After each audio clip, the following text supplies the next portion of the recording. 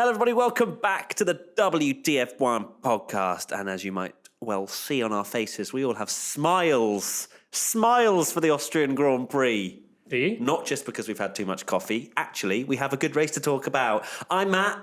I'm Tommy. And I'm Jess. And yeah, I'm just really glad that I don't know, you two might have loads of negative points to bring up, but I feel like today it's going to be a really short podcast because it's last a good time race. we did an hour and 20 or something on a really dull race, so pressure's on. Yeah, because usually whenever it's a really good race, we just talk like really, really quickly and then we're done in 40 minutes. But if it's a rubbish race, hour and a half, easy. But we love Formula One today, don't we? We do. We do. It's been wonderful. So some 3-word race reviews. Pepe Dolecki. I love F1. Isn't it great to see stuff like that? Jacko_Heitbrink, best race 2019. And Juan Pintoff, better without Mercedes. That's a curveball, that one, isn't it? But what a race we had for the Austrian Grand Prix. I think it felt even better after France when we had probably not one of the worst races we've ever seen, but it was a very dull race, and it was kind of a tipping point for a lot of people, wasn't it? It was like, wow, when is this season going to get good? And then we have Austria, which I think, again, we had kind of low expectations. We were like, okay, maybe it'll be all right, maybe we'll be okay. But after qualifying, we knew it was going to be a banger, didn't we? Well, actually, for me, it was after practice, I knew it was going to be banging. Yeah. And just because no one got... Oops, I'm already tearing apart. I'm that 4 excited. words and you've collided into your microphone already. Why do I always do this? You'd think I'd have learnt by now. It's only good races we beat up the microphone, so... Yeah, only good races because we get so excited. No, but it was... No one got a clean run. So it was one of those ones where you're like, if they don't get a good practice run, then usually that means an interesting quali. And if we get an interesting quali, then hopefully we get an interesting race. So it was good. And you, Tommy, you were very happy? I loved it. You said you were standing up for the last 10 laps, weren't you? I was. I was, stood up thinking, oh my God, this is such a good race. It reminded me of a sort of 2012 era Pirelli race where you don't really know what's happening and everyone's on different strategies, and then it comes to a sort of crescendo at the end and and it worked perfectly, the fact that it went right down to the wire on the different strategies. And when Verstappen was coming through the field and it was like, oh, he could win this, I was stood up watching in front of the telly. Down. You sat down probably crying. Imagine I wasn't standing up in. No, you weren't sat particular down. excitement. You were in the fetal position, right? That was at the end when the podium occurred. Tommy, that actually probably links quite well into your 3-word race review and gets us started. Yeah, so my 3-word race review is everything we wanted. And that's not a Max Verstappen victory. That is just that's everything I wanted, isn't it? that is just, in general, the race, because people will say, oh, well, you said F1 was rubbish last week, and now you're saying it's amazing. You know, we have good and bad races, and I don't want to be negative and say it's papering over the cracks, but that race was everything in the last podcast we said we wanted to happen. We got drivers on different strategies. It's something I messaged you, didn't I? And said, why is it every time we do a podcast about how bad F1 is, the next race is an absolute banger, basically? It's a shame they haven't dropped Monaco yet, because otherwise that would have... Is this how you're trying to fill the podcast, Matty? Just trigger me about Monaco every few minutes. It's fine, we're going to come clashing a few times in this podcast, I think. But no, is that everything we said in the last podcast about what we wanted to see from a Formula One race? People starting on different tyres, it happened. People on different strategies, it happened. People pitting on different lap times. And lap times? Sorry, just different laps. Different laps, yeah. And, you just didn't know what was going to happen. You didn't know who was going to win until 2 laps from the end, which is what you want from Formula One. Absolutely. I don't think obviously, we had a lot of ideas. I told you that was going to happen. Right, okay, so we've got Jess who smashed the microphone. Now you have. Now it's just me to wipe my microphone to the ground. God. Obviously, not everything we asked for happened in Austria, but like in terms of the tyre strategies, definitely, it was that element of surprise and the element You asked for Mercedes not to turn up, which they didn't, to be fair. To be fair, Mercedes were... watching their onboards was actually quite scary for them. I've got a very funny tweet about which I'll come on to a bit later. But in terms of Mercedes really were in ultra management mode. When you go on board with them and they were lifting and coasting 500 meters into the corner. I remember just going on board with Hamilton and going, wow, he's already off the throttle going into turn 3. And it just shows that we just need a lot of hot races. And then Well, Singapore should be good. Yeah, yeah. Well, yeah, again, I mean, that might be a reason why they haven't been so good in previous years, even though they did pretty well last year. At Sephirba_79 says, is this a race where F1 starts to change? I don't think so. No. Again, because it's yeah, you're right. It's an anomaly. It's one of those ones where a little bit like, I was trying to think of like the closest example, but we've had a lot of races where there have been circumstances that haven't been within the sport's control going on, such as the heat. Like Austria's, I just said like, you can hit me now. Huh? I just said like. Okay, no abuse on the podcast, thank you. I've written in my notes not to say. When we turn off the camera, it's fine. Yeah, it wasn't meant to be that hot this time of year, but it was. That gave us Mercedes with ultra cooling problems and tyres that no one knew how they were going to act out on a race stint. And again, I guess with other things as well, it's definitely one of those standout ones. I hope it F1 learn from it. Absolutely. You know, similar to, I think it was 2010 Canadian Grand Prix when you had the Bridgestones. We talked about it on the That Time When podcast. That was a race that triggered this Pirelli era, I guess, and they said, this is what we want F1 to be. I hope they look at this race and go, this is what we need, because, you know, different tyre strategies can happen. They need to make sure that happens again. And I know it was an anomaly because of the heat, but what they can realistically, tyres made that race really good. Yeah, absolutely. It was the unpredictability, which comes back to limiting practice and that sort of stuff, because they didn't know how the tyres were going to last in 51-degree track temperatures. Exactly. And, you know, Ferrari, obviously, which I was actually surprised about in Q2 when they went for the soft tyres, everyone else pretty much going for the mediums. And I think it even showed in the race that maybe they'd just slightly misjudged it because they didn't manage to go as far, and then they misjudged, or Charles said in his post-race interview, he thought the hards would have gone further than they did, and then he lost tyre life, and that's what ultimately lost him the Grand Prix. So much better when they don't know. That's the thing, yeah. And even Vettel, he ended up doing a two-stop, and he was on, I can't remember what tyres he started on, but he was coming through the field, and it just shows... Soft, he was on soft. Yeah. So, you know, people can take a gamble if you let them choose what tyres they want to start on, and then you get them mixed up. Absolutely. Strategy. I remember when Lando came out on mediums after his stop, and I was like, what the hell? Yeah, that's like McLaren a really bad call at the time. He did 45 laps on them towards the end of the race.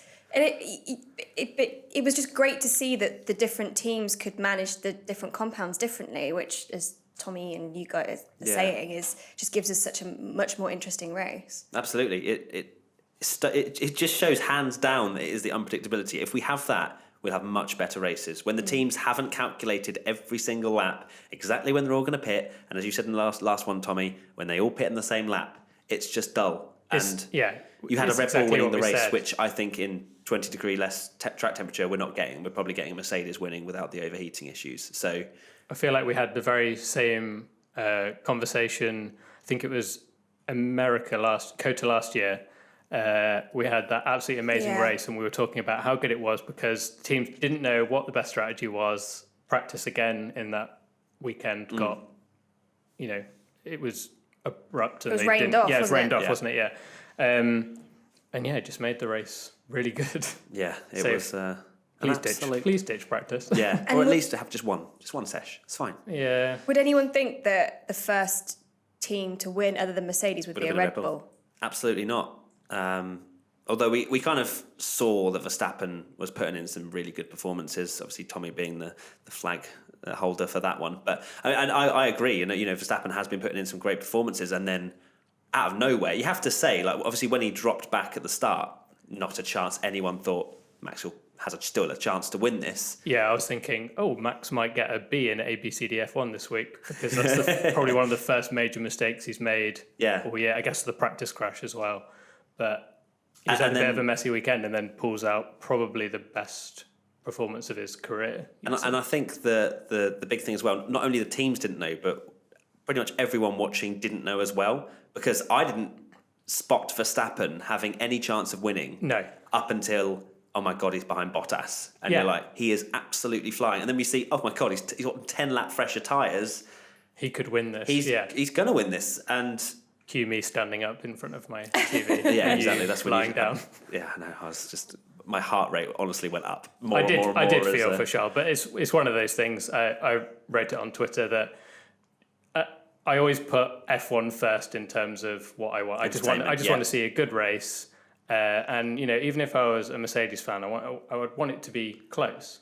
I just want to see exciting racing and people. And you're an F1 fan at the end of the day. And when the race started, I thought it was going to be between Leclerc and Verstappen, and I was thinking I'd like to see Leclerc win his first race. But then when Verstappen was coming through the field, it was this would be really good to watch if he does it. So the smartest idiot says, how much did Matt cry after Verstappen beat Charles? Obviously a question that a lot of you guys came in with. To be honest, obviously I was a little bit disappointed. But at the end of the day, as you say, I would love to see Charles do well. Don't get me wrong. We're F1 fans. We're not the traditional sports media where we're like, oh yeah, it's Charles is someone that I very much kind of would like to see do well. That's something that's clearly out there. But at the same time, I'm the same as you. I would love to see just a good race. So for me, I was disappointed, but at the same time, you have to very much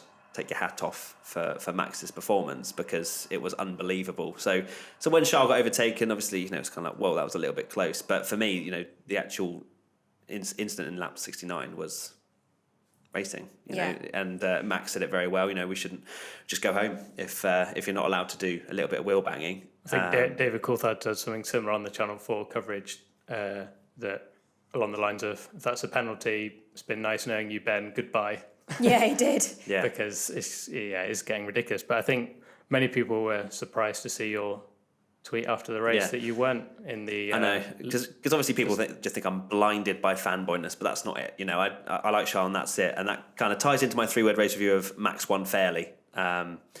Genuinely, let's chat about the incident a bit and see what you guys think. But for me, obviously, I made it very clear that it was. I can see why Charles was upset after lap 68 when it was almost the same thing, and Max maybe stupidly left some room. And I don't know. I mean, Charles must have got some sort of Mario Kart boost out of that corner because I thought it was done. His defending was star quality. Yeah, lap 68 was unbelievable. Especially considering when you saw so many of the other overtakes that happened, they'd been made to look easy, either because it was a limping Mercedes or slower cars. Yeah. But he got to Charles, and you were like, right, he's going to get this done, no problem. And you did think he'd got him on turn 3, and you were like, oh gosh, that's it, he's got it. And he came back. Charles came back and kept his position. I didn't see that coming when he had the fresher tyres and was gaining. It was seconds incredible. I was like, how's he got out the corner quicker? I know, how? And it also showed how quick the Ferraris in a straight line. And Verstappen had DRS as well. Yeah, and he still pulled away out of that sort of first part of turn 3. Because one thing I actually wrote down that was something that I noticed that Max did, and if you watch the highlights, a lot of drivers didn't do this, but again, it kind of shows that Verstappen is doing things that you can imagine sort of like Hamilton and Alonso would do this kind of thing as well. He was actually, when he was going into turn 3 and he was making his moves, he was making sure he let off the brake so he didn't overtake them in the DRS activation zone. Yes, so then he'd get the DRS and be able to pull away on the straight. I found it very interesting that the DRS detection zone was so far into the braking point. Into the braking zone. I guess you would expect it to be a little bit either further back or I guess whatever, they put that there maybe with the idea that improve racing so the other person would be able to fight back with the DRS. Maybe that was their plan for that. I'd like it to be that the person that's just overtaken someone doesn't have the DRS out of the corner. Yeah, I would like it so that the other person could then fight back if you want the racing. That's what I mean. It was quite close to the apex. So. I feel like a lot of drivers when they made that move always. There was maybe 2 or 3 that weren't, but I think most of them were the person that had just done the overtake had DRS out the corner as well, so it was just stonewall done unless you're really slow in a straight line. But it's interesting actually with that incident. What did you guys think before I dive into some 3-word race reviews about it? What was your thoughts on the incident? I think everybody was pretty much decided. I saw actually very few people, even on Twitter, saying that it was a penalty. Even on Twitter. And it's it's good when everyone's agreeing on Twitter. I saw very few people thinking that it was a penalty. And I think we mentioned him quite a lot on this podcast, but he speaks a lot of sense. Karun Chandok basically came out with the best explanation, which was, in the old days, the driver on the outside would have had to have conceded and gone back at him. He could have teed himself up for turn 4 for a better position, but he ran out of road, didn't give in, which I don't berate Charles for putting the car there. Yeah, because it worked the lap before. No, exactly. So I don't think he did anything wrong, but it wasn't a penalty. No. I share a slightly different view, actually. Okay. Which might make it a little bit interesting. Saucy. So I do agree that Charles was absolutely brilliant on that first lap. And to be honest, I think he was always fighting a losing battle. I think even if he hadn't done it, if he'd tried to stay ahead, he would have been got at some point. But I do think the lap 69, his defending, he made a mistake. I don't think Who did? Charles. Yeah. Yeah. He went so far wide. Yeah. But it was before the pretty corner. much invited Verstappen, here you go. And the argument that a lot of people, and one I agree with, that the reason why it wasn't a penalty is because as soon as Charles has gone all the way to the left, he's pretty much conceded that is Max's corner. And Max just feathers the throttle a little bit and opens the apex up a little bit. Yeah. He doesn't do what Nico Rosberg did in 2016, where he makes no attempt at all to make the corner. And he pushes, basically. Yeah. He just opens it up, which you're allowed to do. Yeah. And there's no way Leclerc is ever going to get into that gap on the outside. It's always going to happen. If anything, he needs to cut back and try switch back. Yeah. Yeah, absolutely. And I think that's what he was trying to do, because when you look at the replays, as you say, he's gone all the way to the left, which would then make you think he's going for the cutback to then try and get him like he did on lap 68 or somewhere where he gets the cutback, gets a good run and gets him into turn, is it 4 or 5? Because there's a kink. Is it turn 4 or 5? I don't know. Either way, down the hill and on the next right-hander. But as you say, Max puts his car in the perfect position. If he stops any earlier and is on the curb, Leclerc goes around the outside. The reason Max gives him, the reason it's different on the first time he does it, and the reason Max gives him room is because Leclerc is pinning him on the inside. And they go side by side, and Max leaves him room because he's there. Max was on the apex, wasn't he? As soon as Leclerc goes all the way to the left, Verstappen's like, all right, thank you very much. I've got this. Max and of course, has the he's room never to going to dictate, give. doesn't he? Like, Leclerc is naive if he thinks that Verstappen's going to give him any room on that outside as soon as he makes that move. Actually, I don't know what you guys thought, and again, I don't think this example was a penalty either. But in terms of positioning of the cars, did Vettel's move on Norris on lap 4? Yeah, he squeezes. Norris. That was close.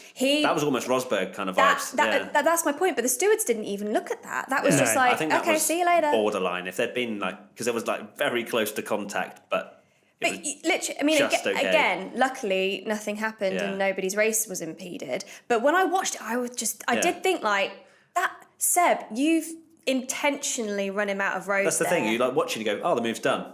Oh, he's still coming over to the left. That's what I mean. That was a rude overtake. No wasn't kid, it? Get out the way. Yeah. Which is quite ironic because the reason you've got to give a car space and you're not allowed to push people off.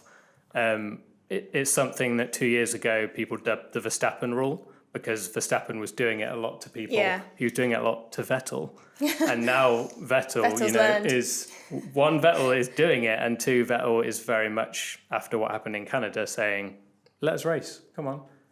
But you could argue that rule has been passed because drivers were always complaining about each other. Yeah. But again, I think the major problem here was the length of time that it took for this decision to be Jess, made. it's like you've read the podcast sheet. Before we go to that question, let me just do because there was actually quite a few. I know you said you didn't see any on Twitter, but there was a lot on Instagram. There was Revisa Matteo, I hate FIA. Gianluigi Bustamante, FIA against Ferrari. Then you had the other side, Red Bull F1 Amelie. Oh, surprised that they said let them race. And then Kartmax123 said FIA did good. But there was a ton of hate on Instagram. Our Instagram poll was a third. 35% said yes to a penalty. Yes to a penalty, 2/3 no. Yeah, so it was interesting. that quite a lot of people did think that potentially it was a penalty, and obviously the people that feel unjustly to be fair, I will just say the people that are annoyed by it and understandably a little bit annoyed, and yes, we're saying we've said very much in the past that things need to be consistent, and people will be annoyed because Vettel got a penalty and now it's consistent. I think it's very unfortunate that Vettel has been shafted in this situation, but we need to think, let's hope this is the start of better days where they're going to allow better racing. Yeah. Even I saw this today, so on Tom Clarkson's Twitter, Bonotto himself, so the boss of Ferrari, was quoted as saying, as we often say, we should leave drivers free to fight, as overall this will be good for Formula One. So bravo to Verstappen. He drove a fantastic race, and Charles, opportunities will come later on. Yeah. So even the team principal of Ferrari, they've lost a win because of it, but they're saying, let them race. This is good for Formula One. Not many other Ferrari principals would have said that, would they? It's good for Formula One. It is good. It's good for Formula One. It's more open and honest, and it continues. Helps the sport to move forward as well when the Ferrari principles being. Because my God, please, can we just not have another penalty to talk about in the next podcast? It's becoming ridiculous. Yeah. It's ridiculous. And Jess, as you mentioned a little bit earlier, Ethan46441 says, should there be a cut-off time for stewards to make a decision during the race? I think so. This is difficult, and this was something that I've been quite verbal about, and how upset I am in terms of how this really disrupts racing, because it's ridiculous that the decision took 3.5 hours to make, and the race is only an hour and a half. Yeah. So it took disappointing, almost twice as long, over twice as long. Yeah. To decide the outcome of a penalty than the entire length of the race in which the penalty happened for 2 seconds. It's a good job the race was so good, because otherwise it would have been a bit. Absolutely. It would have ruined it a little bit. So, and I guess for me as well, it's what I hate about what currently happens. And I understand, right? There's a process, and there are the media have to have their allotted times because TV have certain broadcast schedules. So if we delay the press pin and everything like that, then the TV schedules get absolutely messed up and there'll be uproar. But the other thing that really upsets me is that we have the podium celebration. Yeah.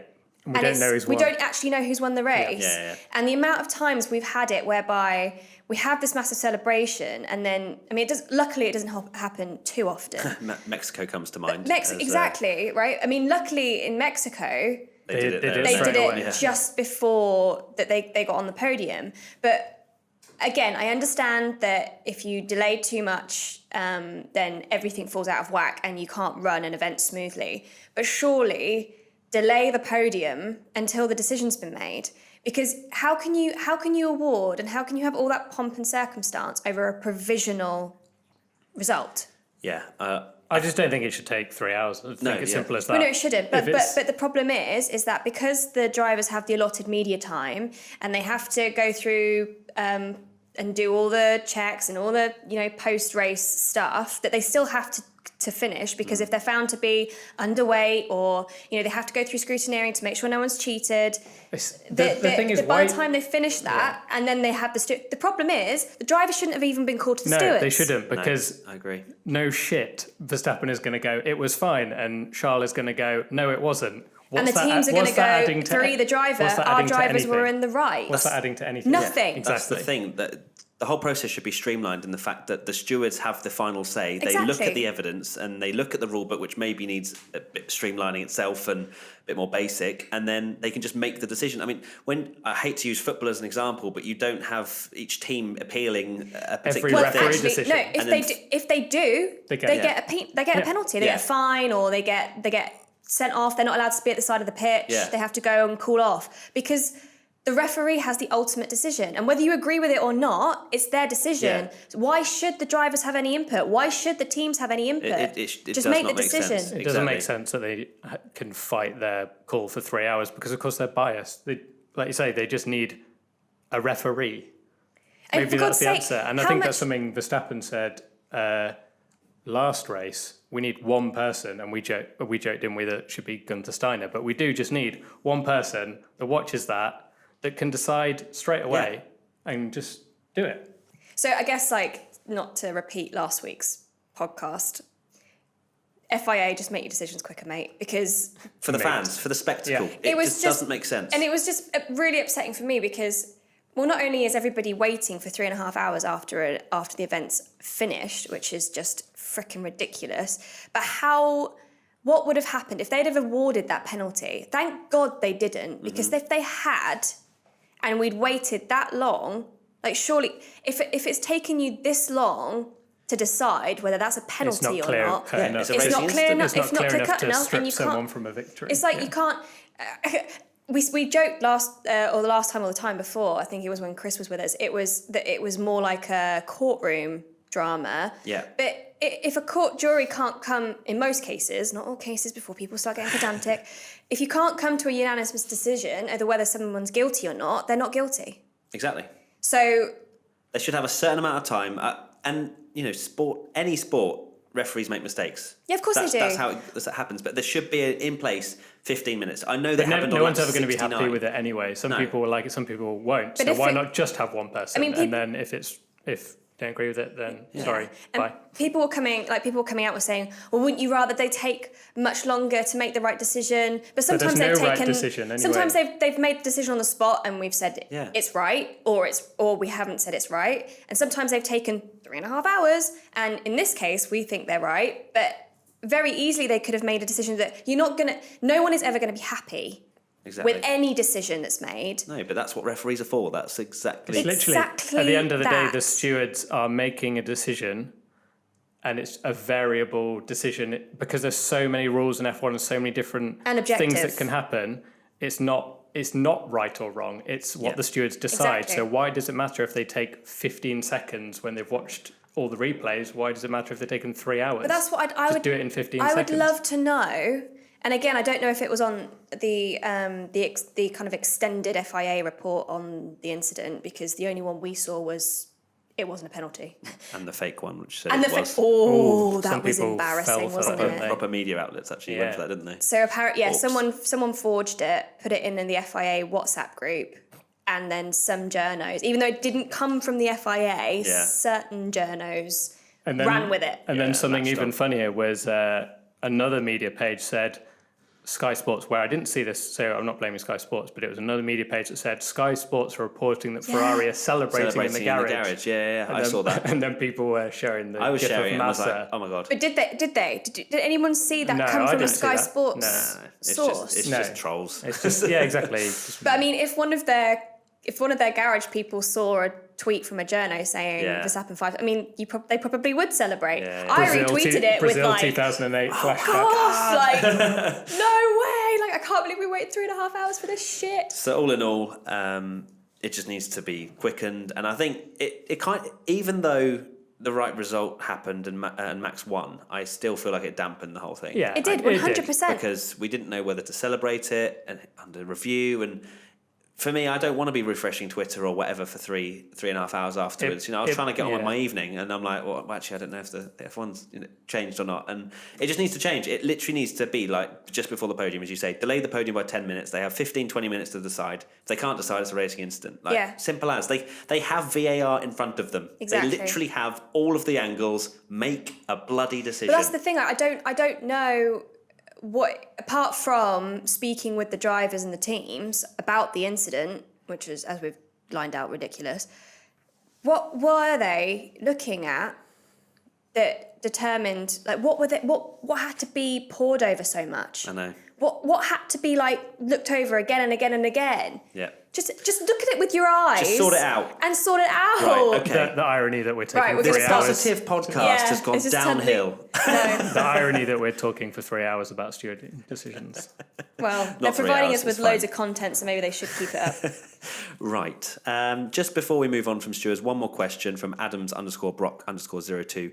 Do you reckon a penalty would have been applied if the incident at Canada didn't occur? So this was a big thing, right? Because everyone was worried that because of what happened in Canada and because of the uproar, had the FIA essentially opened up Pandora's box, and they have to now put penalties to everything, or they have to be seen to be again, like, I don't know how you can prove consistency.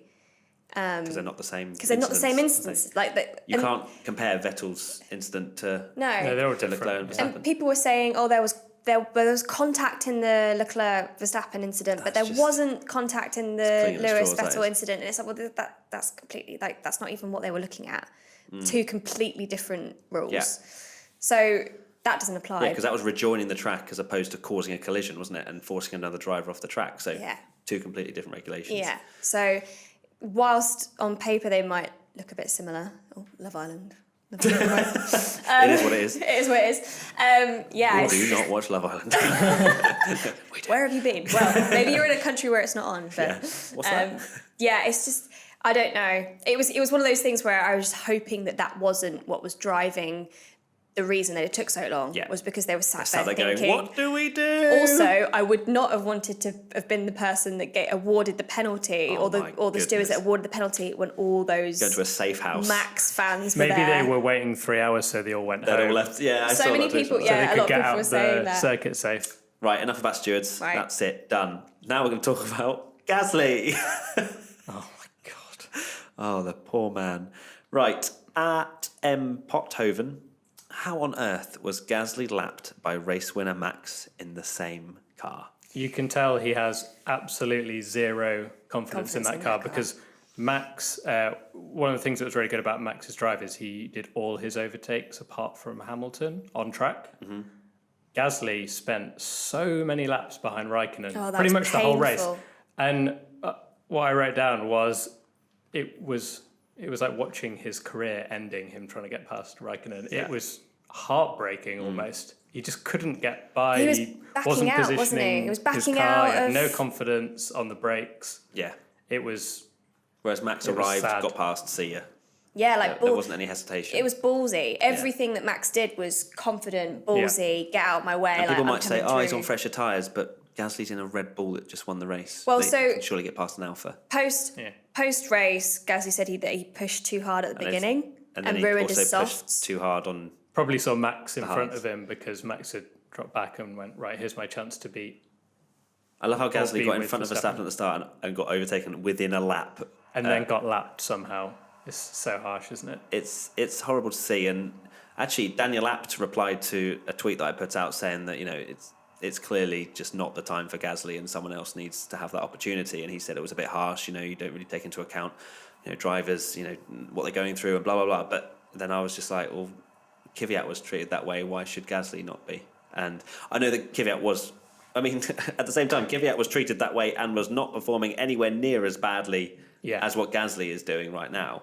So The problem for the Kvyat situation is because Max was on his way the through wings the as driver well, ladder yeah. and they had to make a move because otherwise Mercedes and Ferrari would try and hire him because Verstappen was proving to be like the next big thing. Yeah.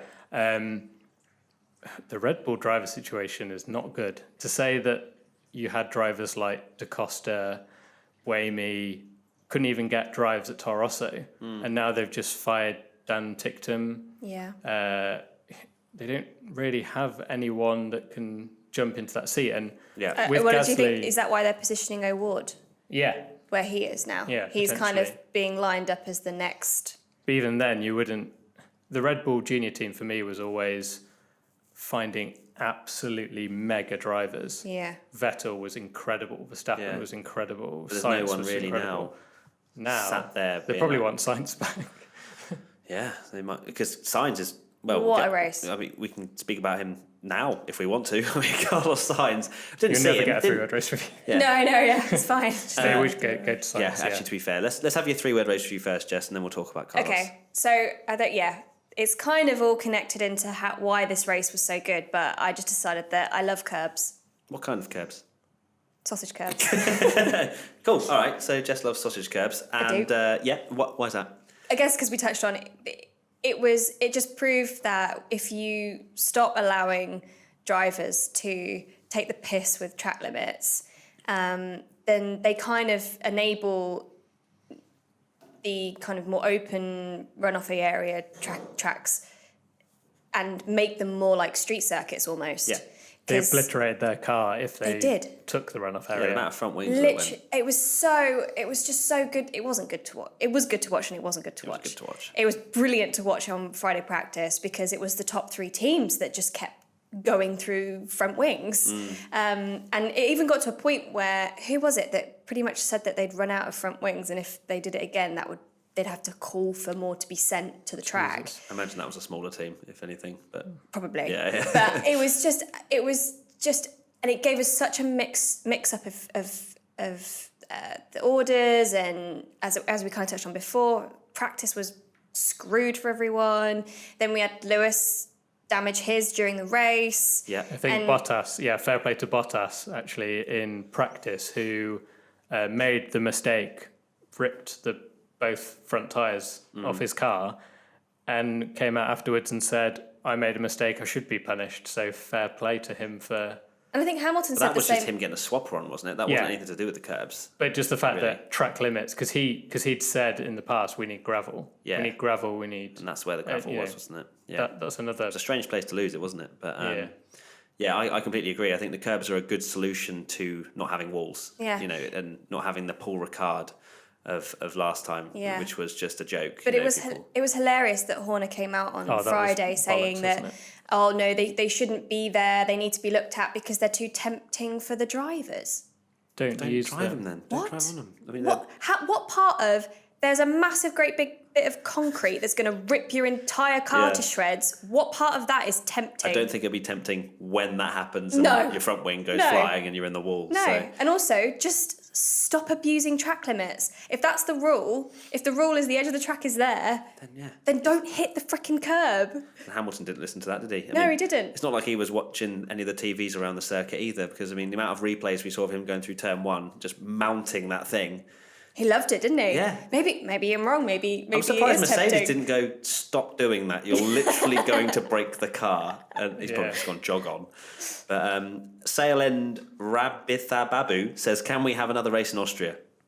Yes, sure, if it's 51 degrees. But yeah, I was going to say, knowing 51 degrees us, and a crazy practice session. Just anywhere, 51 degrees and a crazy practice session, right? Yeah. Now we get on to Carlos Sainz. Okay. Carlos Sainz. I mean, we didn't see him, but No. he did well. Yeah, again, this to be fair to Yeah, TV we direction, can let him off again, this week. the race was so good that you weren't really going to show Sainz. It would have been nice to see some replays. and Replays would have been replays nice. would have been There nice. were lulls in the race where they Because could have shown. I managed to find some footage of his drive, and he made a lot of overtakes. It wasn't just all pit lane overtakes. He was making moves, and He did stay out quite late. he was genuinely awesome. yeah. He did. Yeah, Now he did. McLaren is looking He did good. 41 laps on the mediums in his first stint. Good memory. Not from this. Not from the space. Definitely on the spreadsheet. But 41 laps. That's impressive. That's incredible. Considering he was in the field as well, he would have had a lot of sort of heat management, etc. Because I think he said in his post-race interview that he just took the first few laps pretty easy. He wasn't going to burn out his tyres immediately because that's what the likes of Gasly did. He pushed too hard, tyres went, and that's not what a 51 degree track temperature kind of race is. It's all about managing in a lot of ways. But it's really impressive to see Carlos. I feel like he's kind of evolved in a lot of ways. coming into his own. And I think Lando again is really pushing him in that sense. And again, just like France, Both McLarens they're flying. were amazing. Yeah, I mean, They seemed to be best of the rest. Let's do a quick shout out to Lando as well, giving it to Hamilton at the start of the race. That was so. I was so good. The thing I really like about that is there's so many times where a midfield driver gets ahead of a Mercedes or a Ferrari or a Red Bull and just goes, it's probably not worth it. There's no point fighting it. Fair play for him getting his elbows got out and going, stuck in. I'll and fancy against having-" Vettel and again he Yeah. put his big boy pants on that race and was like, I'm going for it. Yeah, he and was quality. that was so. It's just so exciting because you just know if McLaren carries on with the development and the progress, then they're going to have be to watch joining the out tail for those end. guys. Yeah, like for Red sure. Bull are going to have to start worrying about, and especially Gasly, they're going to have to start really worrying about him. Both of them. So, I mean, I've always quite liked Sainz ever since I think Baku last year. I started watching him and going, he's coming into his own now. Like he's maturing as a driver, and he's really exciting to watch. And this just proved it yet again. Because he not only that, but he set fastest laps. He did, yeah. And at one point, he was running like half a second quicker than everybody. Yeah, he even said that in his post-race interview. He's like, I saw it up on the TV. Yeah. He's like, I set fastest lap. Oh my God. But he did that in Monaco as well. He set a fastest lap. So in a McLaren, like I know they're not, you know, if as soon as one of the top teams decide they want fastest lap, they can take it. Yeah. But it's great to see. It's so good to see, and it just means that there's another team to get excited about in terms of the championship. And also highlights strategy again being great because he's going 40 laps on the mediums. Yeah, because the only person that went longer was Ricciardo, but he didn't have a good race. He was just kind of crawling around, wasn't he? Yeah. We had that very interesting moment with Lando, Ricciardo and Gasly, didn't we? Where when he licked came the over the team envelope. radio. Licked the envelope, according to Crofty. Or maybe a package delivery. That was cringe. That was not the quote, I don't think. Or something like that. But no, as in right, the original quote. Yeah. I was going to say, have you learned Crofty's quote? But yeah, a lot of people, I guess, kind of forget Carlos Sainz. You know, back in the early days at Toro Rosso, he was there or thereabouts with Verstappen, wasn't he? He could have been picked for Red Bull. It was the reason. I don't want to say too many bad things about Max. The reason he didn't get picked, to be fair, is I think he was genuinely good enough for Red Bull, but it was relationships, wasn't it? Yeah. So he's definitely coming of age, and I'm really interested to see how those two stack up by the end of the year. Because if you cast our minds back to Australia, you know, when we were talking about Lando being very tentative about going for a move, and now you've got him going around the outside of Hamilton, or out the inside, sorry, of Hamilton, and that sort of thing. I would be happy to be. I'm happy that I've been proved wrong about Sainz, because in the past I thought he was a little bit overrated. And he has been like absolutely brilliant recently, and fair play, he's driving so well. Here's hoping McLaren continue to close the gap so we can have more than just 3 teams getting on the podium. Yes. Now, shout out to this tweet. It's amazing. It's about Mercedes and the dominance. I referred to it earlier. At Jatoffel, we're talking about the Mercedes having problems with overheating. So if FIA can't stop Mercedes dominance with the 2021 rule change, will climate change be our only hope for good racing? Scientists say that 2040 could become the year in which all races are too hot for Mercedes. Wow. So we've only got 20 years to go until the actual weather. And I'm sure in 20 years Mercedes will do nothing to fix overheating. And I'm sure in 20 years we'll still even have F1. electric. Yeah, we'll all be going around. Positive news, Mercedes will be dominating until the sun burns out. Until we all die. Fantastic. Right off the face of the earth. The positive podcast continues. Anything else to add about the race before we go into our favourite time of the podcast? Any other notes? Any other things in your spreadsheet or anything? No, I think that's done. You're done, so okay. And now it's time for ABCDF1. We need our own little proper Rory. Jingle. You're gonna have to make a jingle for it. Yeah, stop shaking your head. You're doing it right. We're doing it in order today. Mercedes, the overheating team. Lewis Hamilton. What are we giving him for his race? I'm going to say a C. Yeah, a C. I would agree with. Oh my God, we're all agreed. Wow. Can we just write this down? We agreed. Austria. Can we just quickly talk about the quali incident and the grid? And again, no one knows what the grid thing is, was. no one is bothered now Mercedes didn't win the race. If Mercedes had won the race, we would have had so many questions. Why did Lewis Hamilton get a 2-place grid slot when he had 3? We actually released a very good educational video on Instagram which showed that Magnussen moved down, and then there was a vacant spot from where he moved from. Hamilton moved into that spot, and then the grid gets bunched up again. So it's as if Magnussen hasn't moved when his penalty is applied, right? Yes, it is a rule because McLaren... So, unfortunately for Lando, he didn't make the place up. But unfortunately, it is McLaren's fault because they were getting 400 place grid penalties for every race when they were at Honda. So it's the only way they could...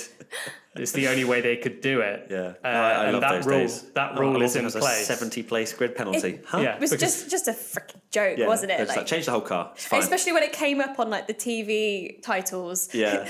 400-place grid penalty. Alonso will be starting from sector 2. People were losing their mind over the Hamilton thing, but George Russell went up a place. Yeah. Even though he had a 3-place grid penalty. Yeah. Unfortunately, he had to start from the pit lane in the end. But he... Still beat his teammate by an absolute mile, didn't he? But we'll talk about Williams when we get on to Williams. Kubica was driver of the day. How the hell that happened, I do not know.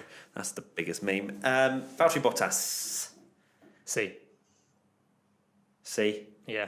I mean, he finished on the podium, I guess. So. And they had some serious issues. So, But I get like I think, but to be fair, both Mercedes just were limping dogs, really, weren't they? They just rolled over any time any car came in close to them. But I do, for some reason, that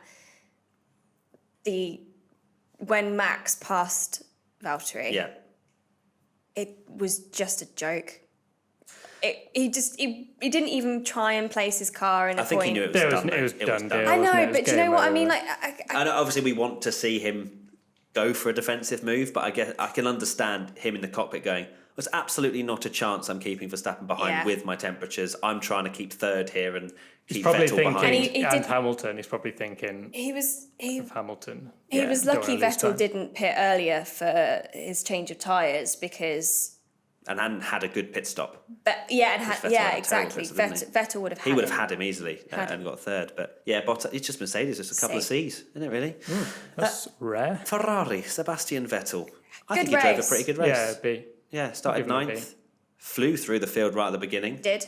And he showed his, because I felt like one thing we'd lost, and I don't know if it was just because of the multitude of things that have kind of gone on this season and lack of confidence in the car and all that, but you saw that Vettel spark again, the one that you remembered why he's a four-time world champion. He almost crashed across the finish, really pushing. Yeah, he ran wide, didn't he? He was trying to get fast as that. Yeah, he must have been, and he was trying to catch Bottas because he had the tyres at the end. That was really exciting to watch. I miss the days of someone on fresher tyres just absolutely going balls to the wall at the end and just flying through the field and making up 3 seconds a lap on everyone he went else. for a two-stop strategy, didn't he?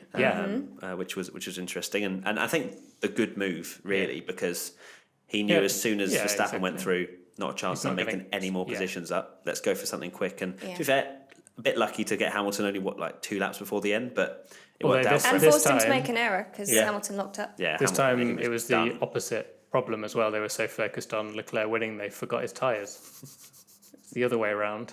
Normally they just forget Leclerc's even in the race. I don't understand how that can happen. I mean, I'm sure that anybody who works in a garage like that could tell you a multitude of reasons why that would happen. But when half your pit crew's out with tyres, do you think they were how's your other half not there? Yeah, were they trying to block Bottas? Because the guy initial runs out thing with the wheel. I thought that's genius. They're coming in to delay Bottas's pit stop a bit. Yeah, and that's going to help Leclerc, but then unfortunately that went downhill massively when they didn't have the tyres ready for it. Yeah, it was crazy. Anyway, so Vettel, should we go for a B? B? Yeah. Okay. But a good B. A good B. A B+, but we don't give pluses. Charles Leclerc. A. Yeah, I mean, he did nothing wrong. He did nothing wrong. He was on pole, so you got to give him credit. Pole's my birthday. Thanks, Charles. That gave me a good day at least. Glad my birthday wasn't on the race day. that would have been slightly more dull, wouldn't it? Charles drove fantastically, got pole, and I think he drove to the limitations of that Ferrari, really. Yeah. I think maybe, obviously we don't watch the entire race on board with him, but looking at the gaps from him to Vettel, it wasn't a huge gap, so maybe he could have driven slightly better, more consistently. I don't know. He was asking throughout though, like, when do I need to push? When do I need to push? So he was listening for feedback and trying to do everything that he could to maintain everything and keep the lead. It was just a shame that it was the wrong strategy in the end. Yeah, I liked his "leave me alone" message as well. Yeah, leave me alone. Why do engineers think that he cares? He can see him. I've got mirrors. Yeah, I've got mirrors. I know I'm about to lose this race. I need to concentrate. I guess it's just to let him know that he's got DRS. Yeah, maybe. So as soon as you get to that DRS zone, mate, leave me alone. You need to position your car. But and special props for his defending because until lap that was 69, where I think he should have gone to the inside and covered that, but. Yeah, he should because he has a straight line speed. Obviously, this is at 200 miles an hour, so I'm not blaming him. But in hindsight, looked better because I think a lot of people defended to the inside, didn't they? Had a worse run out of turn 3. It's something that I think at the start of the season. One thing I thought about Charles was that he's very much Mr. Nice Guy, and whether he will change his approach. Obviously, the polar opposite is Max Verstappen, who is just I'm going to push you off the track and get his elbows out. For me, Leclerc didn't show that sort of ruthless, I'm going to win this race when he moved to the outside. I'd like to see more. I know he was screwed on tyres, but hopefully I'd like to see in the future him really getting his elbows out to try. I can see why he did it. I'm not going to blame him for going to the left because that could have worked had Max not executed as well as he did, because that could have easily worked and he could have got the undercut. But the way in which he tried to accelerate and then Max was there like, oh no, I'm here. Hi, sorry, you're going to have to go round me. Yeah.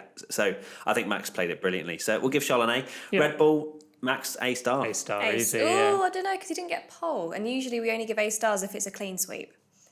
You can't not give him But he an A has, star. give him an he's A got, star. he's got, it was a better drive than... Just you That value was your the, life. that was the, yeah, that was the I'm best not drive. because I of don't the want to I deliver know- it. I I'm know what just, you're saying. I'm trying to keep consistency here, guys. We're not the FIA. I have to give him an A He star. lapped his teammate. It was He one of the made best all races. his It was overtakes on amazing. track. Yeah, okay, I agree. His overtaking moves were sensational. Pierre Gasly. F. G. Is there an ABC? No. F, Yeah, whatever the what lowest the lowest is. U, one is. ungradable. Yeah. He Sad. just needs to sort his life out. I read that he had been running Max's setup or something, and that was something that someone sent me and was He slightly... has no confidence in the car at all, No. does he? It's sad to watch. It's almost like when you play the F1 game and you're like, can I have your setup, please? Because I don't know the setup, Yeah. and then you don't like it. Renault, Daniel Ricciardo. Renault, another there anonymous was sort nowhere. of race See, for Renault yeah, where they don't. Ricciardo was appear just to be left out there to dry, thinking, let's hope for a safety car or something. Yeah, C. See, C I didn't for really both see of them. much of them, did you? No, I Nico think C for Hulkenberg, I don't think I both. saw him once. I have no notes against Hulkenberg. No notes. Nothing. So that's No. a C. Haas, I mean, He gained 2 what places. Why? is Oh, odd Haas, yeah, going yeah. on? Their race pace is absolutely dreadful. Did you see Magnussen? Yes. They had an interview with him and said, what was wrong? You were slow. You were racing the Williams. And he was like, no, I know I wasn't. I was slower than Williams. I was like, whoa. Mate, he is not happy at the moment. Not and a happy bunny. Magnussen's lap, did you hear how much he was buzzing about that? That was one of the qualifying laps of the season for me. Him to get fifth in a Yeah. Haas was unbelievable. And then dropped to 10th, didn't he, for because the he grid? had the Yeah. penalty, but he was buzzing after that lap. But And then just nowhere. they have decent qualifying pace. He had but to pit they're early, awful. didn't he, Magnus? Oh, he had a penalty. He had the that was Yeah, it. penalty, driving yeah. penalty for They're being just- out of shape. Because he rolled on the grid or something, doesn't he? He was Yeah, outside he of his rolled box. forward, yeah. And then, okay. I just saw the hand come from Rory. I was like, has it stopped? We can continue, right, Rory? Okay, brilliant. But yeah, a lot of people decided to pick a screenshot where Max's car was exactly the same part of the grid as Kevin's and decide, oh, the FIA are so inconsistent. It's like, well, He did that's roll not, forward that's though, not the did he? reason Yeah. why. It's not because of, it was because he rolled backwards and forwards, wasn't it? Yeah, Something yeah. like that. But yeah. So let's give Haas some ratings then. So It's just so difficult because it's not really the driver's fault that the car is just woeful. yeah, because Magnussen had a great qualifying, but then just nowhere in the race. Grosjean, D. yeah, D. Kevin Magnussen C. Grosjean's got to be a D, yeah. Yeah, and Magnussen. C. Just because the qualifying lap was Yeah. so special. All right, C. McLaren, Carlos Sainz, A. A. Yeah. Done. Lando Norris, A. A. Done. Oh. Ooh. Was there a B coming from Jess? No, Well, she's- surely not. He's in third and lap 1, and you're going to give the man a B. He didn't stay there, did he? Shock. He's on a bicycle compared to the to Mercedes. No, fair. I think I was a bit disappointed with him getting to third and dropping so quickly to 8th or But it 7th, was or always, whatever it was. yeah, so he only lost a place from his quali position. So And he had sixth. Vettel behind him. And he had Vettel behind him. And Gasly, so who he out kept there. of place. I'm not sure it's an A drive yet. I think it's a very good B. Very good I'm B. thinking A. Okay, He's that's the best an in A. the Well, I'm getting outvoted anyway, so I don't even know why I'm talking He's the about To be fair, it. we've agreed. He's the best of the Up until- midfield, right? Huh? Who's the best Yeah, in the midfield? best of the rest. Winner of F1.5. Yeah, exactly. Okay, sorry, Jess. This time you have been outvoted. Well, that's every time. No, we've agreed up No, until this I point. sometimes disagree. Sure. Racing points. Where were they? I mean, are they Another racing team. for any points? I don't think they are. Oh, they, see what you did there. Sergio Perez didn't see him. Neither did us. Lance He Stroll. came 11th. He did, Did all right. Perez. He did all It's kind of He gained two B or C. positions. B or C. And then C. Stroll just finished where he qualified. Yeah, Stroll didn't really. Where did he finish? Alright. 14th. 14th. Yeah, so Perez- Stroll usually picks up in the race, but Yeah. didn't this time. Perez C, Stroll D. Yes. C and D, Jess? Yeah, whatever. It's so hard to rate the midfielders, people that you haven't especially when seen. you never see them the I entire saw them race. in that one replay. Alfa Romeo, Kimi Raikkonen, that has to be an A. That's an A, yeah. Yes, I would agree. I You would stopped, agree. and I was like, what are you going to say? Plus the fact that he managed to keep. Well, I mean, we've kind of said that Gasly's not exactly that On the difficult gas. to keep. Oh, You are on a roll, sir. Thank you. The coffee started to hit again.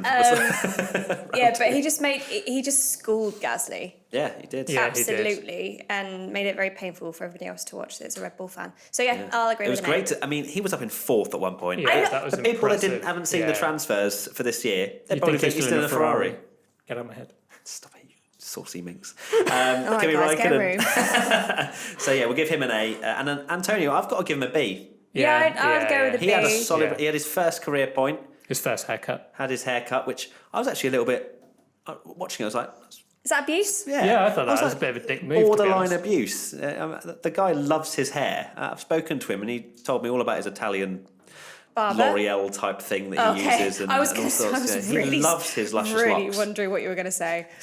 He loves his barber. So God knows what he's going to do with his hair next time. Will he have to change it? Because it was a big chunk.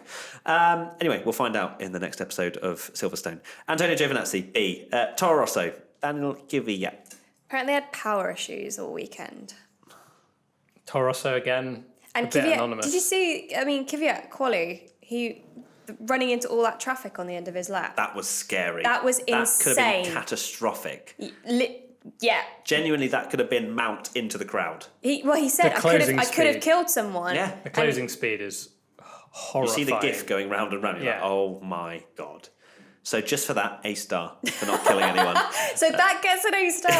Yeah, for not killing someone, Jess. Yes. Okay. I think it's where did he B, C, start something and like that. finish? He was, He qualified 16th, finished 17th. That's a D if I've ever Yeah. seen And it. then Albon qualified 18th and finished 15th. I think C. Albon maybe a C. Yeah. He, What's Again, we going didn't on with see the him. midfield? Toro Rosso Toro were like Rosso, unbelievable, and yeah. now they're nowhere. it must be really annoying for the drivers because Toro Rosso really will want a quick car, especially Yeah. Albon, because he's thinking Gasly's under threat here. Yeah, they're both. I need Chomping another. at the bit, aren't Is they? it China? Yeah. He had that epic performance. He Yeah. needs Yeah. another China to Well, put they need his. the car. It's just Yeah. nowhere at the moment, isn't it? And finally, Williams, George Russell. I'm going to give A. him. Oh, okay. I was going to say B, but A, straight into 100% the A just for fighting the Haas. He was fighting the Haas. He was He got fighting two cars. Kvyat. He overtook Kvyat at one point. He got two was- cars in one move at one point. Yeah, Did he? he was quality. He was Was racing. it was a Haas and Robert. He Yeah. took them both and made Because he it. started from the pit lane as well, didn't he? and was- he made it look easy. Easy Yeah. peasy. And I don't think it is in that Williams. No, Tractor. Although it was kind of the first signs, I think this was said on the coverage, the first signs of some form of progression for the yeah. Williams. If, George was if kinda we've like, given no. him sort of B's every time for beating Kibitz, we have to give him Yeah, an A A. for racing any midfield Any car. in that car. Yeah. It's fair I play. agree. George Russell, A. Robert Kubica, nowhere. A C. star. What? 'Cause he got driver of Because the he day. got driver of the He day. was so good. How did that happen? What? How did that? I I don't genuinely know how thought he it got was a meme. outvoted by the Dutch fans. How?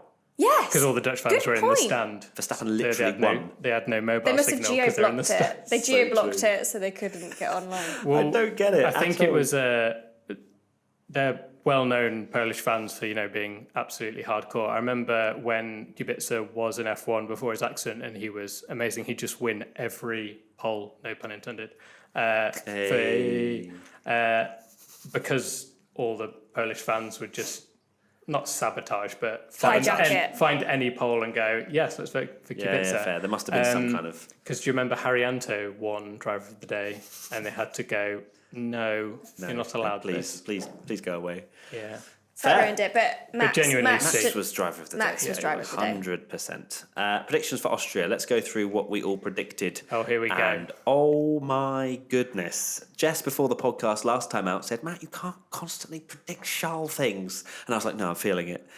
So firstly, Verstappen to dive bomb Bottas for P2. yes. WTF1. That is. That is ridiculous. Yeah. I forgot that. And I remember just at the end of the race, I was like, what did I...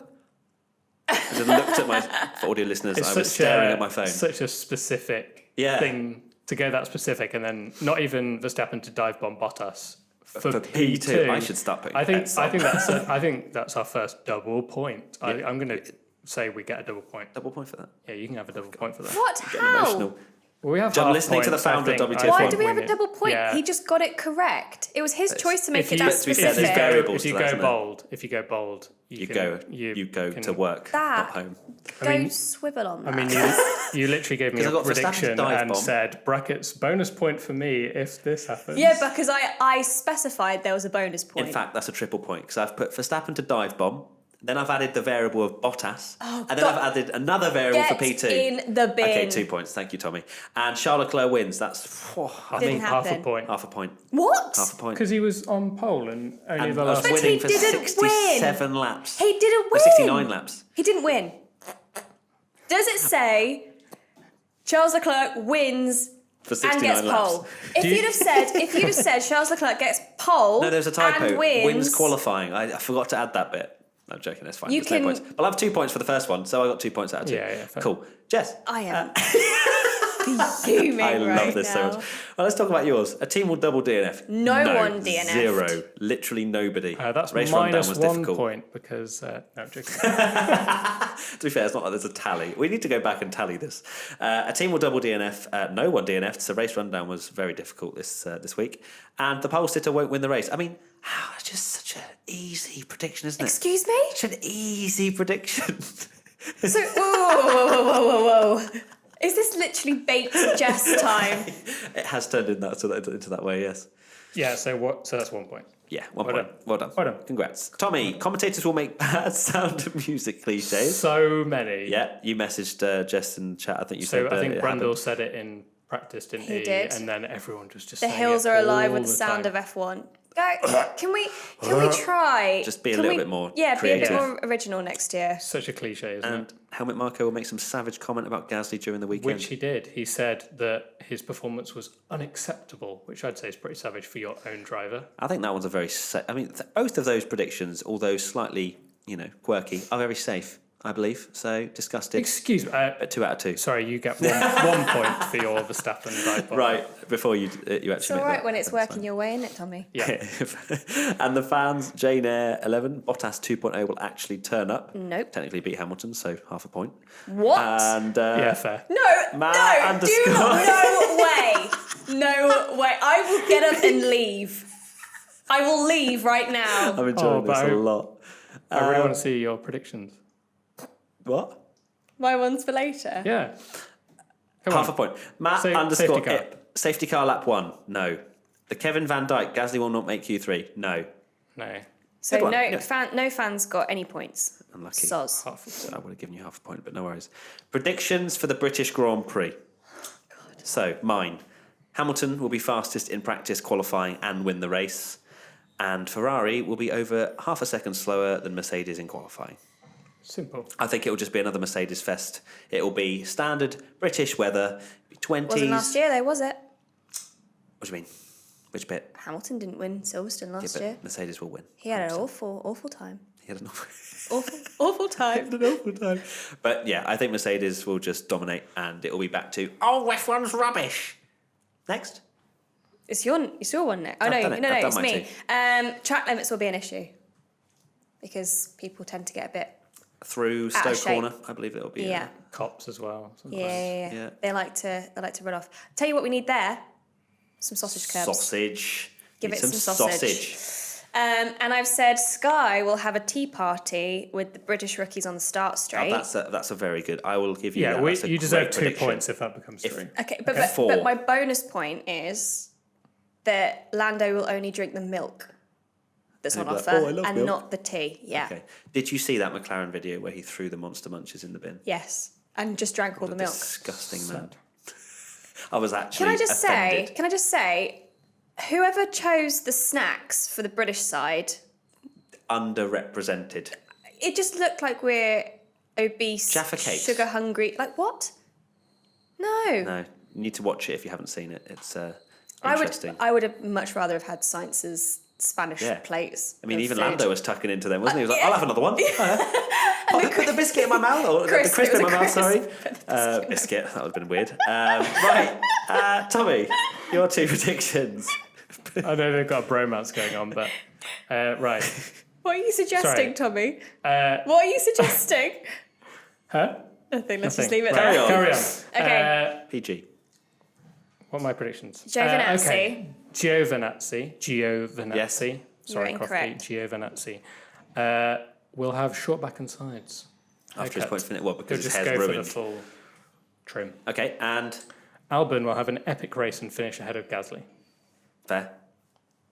Yeah, sure. Gotta All go right, bold, Toro right? Rosso that will be back on the pace, you reckon? And the fans at _Mocorn_. Lewis Hamilton will say best fans. I mean, that's 1 point Obviously, already. that's. I mean, That's Let's just That's award an that easy now, win. you know? 12 bar boy, we can leave the circuit with no ongoing stewards investigations. Well, Let's that's pray. no points. And Quai Fawkes, gone for the queue. Nice. Williams, fastest pit crew, 5th week in a row. The only thing they're going to win this season. It's been Kubica every time as well. Do you really? know that? Yeah. I didn't know that. Yes. Because it's the same pit crew, isn't it? Yeah. Yeah, well. So what? I wonder what it is about. Maybe his car's lighter. There are rumours that the way he enters the pits is slower, so it gives them more time to. See, speed would make more sense than. They can't hit the pit limiter. Is that what you're saying? So they just get rolling even Yeah. slower. Okay, fair enough. Sorry, Williams. That is it for the Austrian Grand Prix podcast. We had positivity, we had anger towards the stewards, but most of all, we're happy that Formula One gave us a good race, aren't we? Let's do it again sometime. Let's do it in 2 weeks' time for the British Grand Prix, eh? please. Well, we can hope. Please, F1. Please. Thank you so much for watching, and we'll see you next time. Please, if you're listening on audio, give us a 5-star review. If you don't, we'll hunt you down. Wow. We know where the you live. sinister look into We'll the hunt you camera down as and well. have a tea party with you. Okay, cool. That's it. Thank you so much. Let us know in the comment section below. Any comments about anything, and we'll Just what reply you're to doing. some. What are you doing What are you today? up to? What are you up to? What are you up to? I just want to know. Lovely long time, and goodbye. Bye. We wanted that the exact same time.